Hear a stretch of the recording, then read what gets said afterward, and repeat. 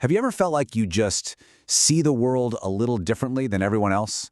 You see these hidden connections, these future possibilities that nobody else seems to notice?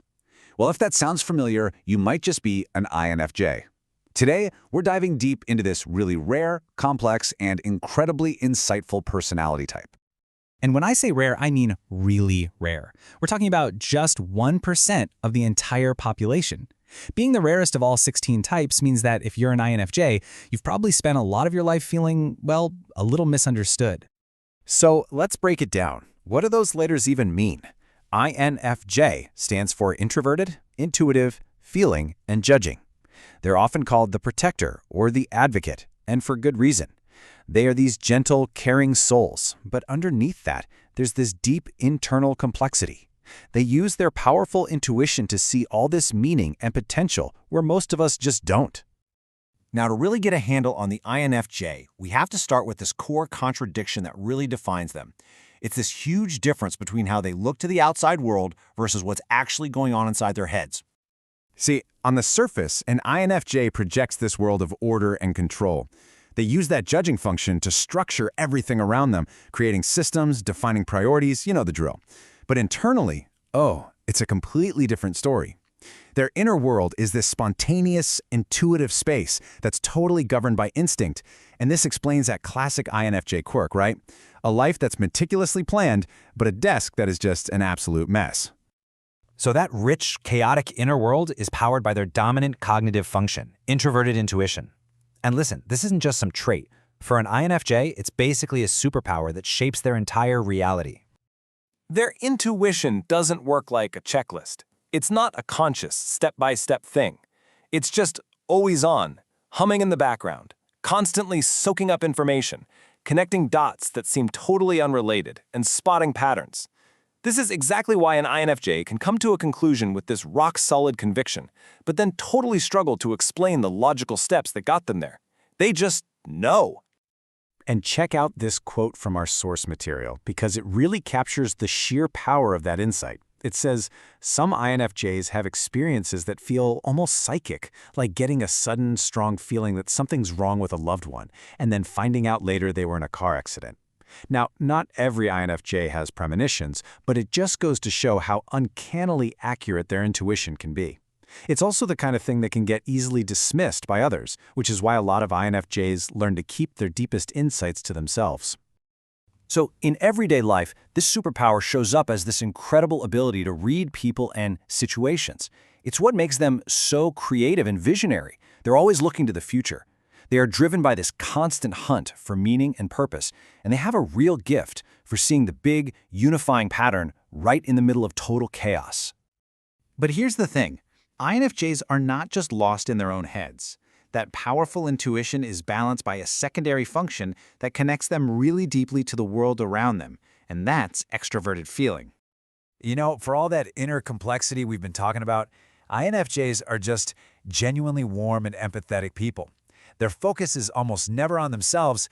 It's directed outward, trying to create harmony and make sure everyone around them is okay.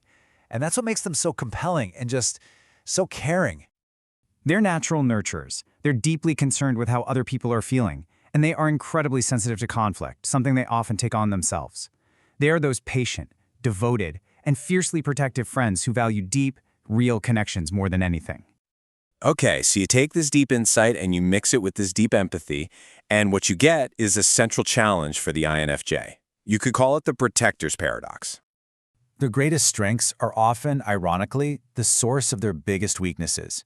That warmth, it can cause them to hold back parts of themselves just to keep the peace. Their sensitivity makes them hate conflict so much that they might stay in a really bad situation just to avoid a fight. And their super high expectations, which is a strength that drives them, that can also lead to this constant feeling of dissatisfaction with reality, both in themselves and in other people. So what's going on here? Where does all this internal conflict actually come from? Well, the answer really lies in an imbalance. When an INFJ is stressed out or just hasn't fully developed that dominant function, their powerful, introverted intuition can completely hijack the system. So instead of all the parts of their personality working together, they all just become slaves to this one dominant force. So here's how that unhealthy flow actually works. A new idea comes in from the outside world, but instead of being open to it, the INFJ's intuition sees it as a threat to their established inner vision. Then they misuse their feeling function to just shut the idea down, not because of logic, but just to protect their inner world.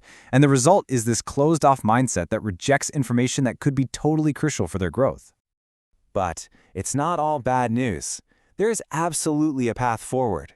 The key for the INFJ is to consciously work on balancing that powerful insight with some objective judgment. This quote from Stephen Covey, which is highlighted in our source material, is like the perfect mantra for INFJ growth. It's all about fighting that urge to just dismiss things and instead making a choice to really listen and understand first. So growth for an INFJ really comes down to some simple, conscious actions. First, talk through your intuitions with other people. It brings so much clarity. Second, take accountability. Break that cycle of blaming the outside world for internal problems. Third, practice that mantra, listen before you judge. And finally, just relax. That classic INFJ intensity is an amazing asset, but it requires self-care to avoid burnout. And this right here is the ultimate goal. Because when an INFJ finds this balance, they become truly powerful. They can take that incredible, visionary insight they have and actually turn it into a concrete plan of action that can genuinely change the world for the better. You know, the journey of the INFJ really teaches us all a universal lesson. Our greatest strengths, if we don't keep them in check, can cast a really long shadow and become our greatest weaknesses. So as we wrap up, I'll leave you with this question to think about. What's your greatest strength, and what is its shadow?